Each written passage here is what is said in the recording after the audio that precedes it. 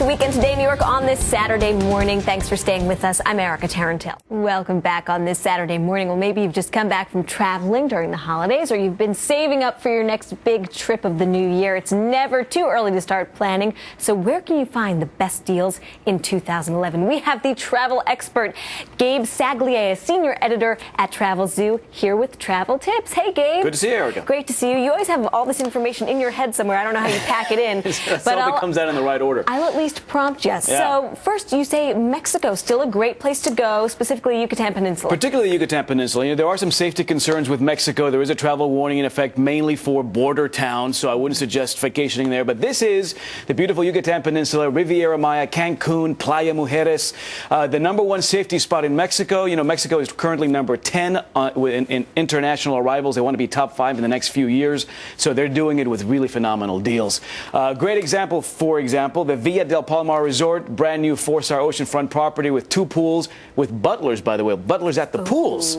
All-inclusive, and for $659, you can do round-trip air out of New York City in a 5-day all-inclusive getaway at this resort. Mind you, this is winter, peak season. Come summer, these prices could drop 50% or more. So again, great values, and still, all the stories from visitors coming back from the Yucatan Peninsula, all positive, all good. Yeah, I went to Riviera Maya for my honeymoon with my husband. Great time. Beautiful place. Beautiful beaches. There you go. Okay. Well, 80 degrees there today, by the way. So if that's your cup of tea. Okay. Now you're rubbing it. Now you're rubbing it in for the people who are there. This is another place that sounds wonderful, especially in the winter. Bermuda. Well, Bermuda's always had obviously some sex appeal, but in 2011, a couple of things will be happening that will bring prices down. Airlines are becoming more competitive, particularly out of the East Coast. You know, this is less than a 2-hour flight away, and cruise lines are getting more competitive. Carnival, Holland America, Royal Caribbean, all these cruise lines are either using bigger ships or adding routes to Bermuda out of New York, out of Boston, out of Charlotte, out of Baltimore. So a lot of New Jersey too, you say, Bayonne. Yeah, that's right. In fact, out of Cape Liberty, there is a spring sailing April 9th on the Explorer of the Seas, 6 days, 5 nights for $446. Comes out about $75 a day. You sail out to Bermuda. You do about 2 days there in Kings Wharf and come back. The Fairmont Southampton 4-diamond resort, $129 right now a night, down from $300. So some great deals, I think, in Bermuda.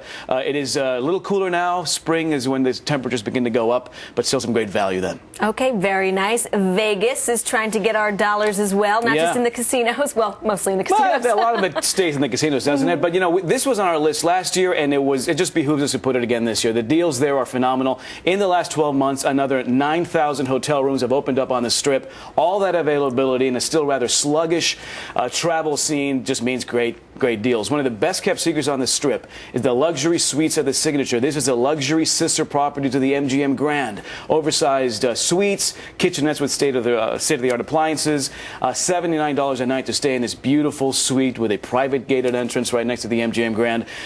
Rates on the Strip, there it is. Isn't that a beautiful suite to stay? Great views overlooking the city. Overnight rates the Strip as little as $20 a night. So if you can play with your airfare and a little bit of luck, you can still save a lot of money in Sin City. Yeah, big room. It's huge. Yeah. Okay, Iceland is next on your list, and of course Iceland was making the news after the volcano, and actually tourism spiked in September. You'd think it would keep people away, but people want to see it. Yeah, I think Iceland got on people's radar right after the hoopla with the ash, and once people got home, they realized, hey, Iceland is actually a viable option. Not on the euro, so the dollar still has some muscle to flex there.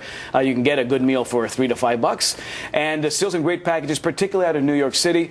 For example, with Iceland Air, you can do a 4-day getaway with breakfast and tours of the Blue Lagoon for under $700. Blue Lagoon, of course, is a geothermal spa purported to have healing properties. Very nice. And finally, the central coast of California. Yeah. Well, culinary travel will still be, I think, will gain some prominence in 2011. Everybody knows Napa, Sonoma, but Santa Barbara, San Luis Obispo, these great little coastal towns between LA and San Francisco, very accessible, but the quintessential wine country experience in California, a fraction of the cost. Hotel Cork in Solvang, a little Danish town in there in Santa Barbara County, $79 a night, and you're walking distance to several tasting rooms. I would take any of them. Yeah. Gabe, thank you so much for checking in with us and for all the good tips. A final check of the forecast when we come back.